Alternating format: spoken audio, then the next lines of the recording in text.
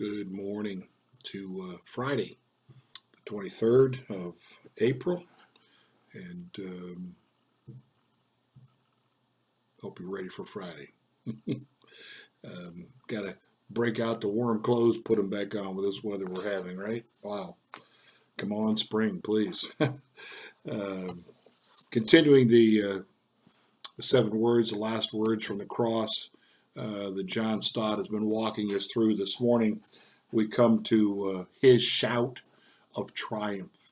His shout of triumph. The recommended reading comes from Hebrews this morning. Hebrews chapter 10, first verses 11 through 14, and then down to verses 19 through 25. The verse at the top that we start out with is actually it is the word from the cross in John chapter 19 and verse 30. When he had received the drink, Jesus said, "It is finished." Sure wish we had an idea of the tone of that. It's open to a lot of interpretation, I guess, as to how Jesus said it. We'll find out what John Stott thinks this morning. In the first 3 words from the cross, we saw Jesus as our example, and in the 4th and 5th as our sin bearer. Now in the last 2 cries, he appears as the conqueror, for they express the victory that he has won for us. One could perhaps claim that the words of the 6th cry, "It is finished," are the most momentous ever spoken. Already in anticipation, Jesus had claimed that he had completed the work he had come into the world to do. So next he makes a public declaration of it. His cry is not the despairing groan of one who is dying in resignation and defeat. It is a shout, according to Matthew and Mark, uttered in a loud voice, Matthew 27:50, proclaiming a resounding victory. The Greek verb is in the perfect tense, indicating an achievement with lasting results. Wish our language had that many tenses, don't you? An achievement with lasting results. It might be rendered, it has been and remains forever accomplished. I love that.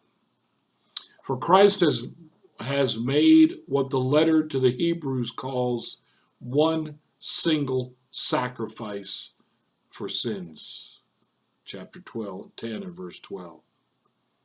And what Cranmer in the Book of Common Prayer called a full, perfect, and sufficient sacrifice, oblation, and satisfaction for the sins of the whole world. In consequence, because Christ has finished the work of sin bearing, there is nothing left for us to do, or even to contribute. Important words to remember. And to demonstrate the satisfactory nature of what Christ has done, the veil of the temple was torn down from top to bottom, Matthew 27:51, in order to show that the hand of God had done it. This curtain has hung for centuries between the outer and the inner sanctuaries as an emblem of the inaccessibility of God to sinners, for no one might penetrate beyond the veil into the presence of God except the high priest on the Day of Atonement. But now the veil was torn in half and discarded, for it was needed no longer. The worshipers in the temple courts gathered that afternoon for the evening sacrifice were dramatically informed of another and a better sacrifice by which they could draw near to God. Back up to that sentence. In consequence, because Christ has finished, has completed the work of sin bearing, there is nothing left for us to do or even to contribute. You and I are not saved. We are not redeemed. We are not brought home to fellowship with the Father except through Jesus Christ.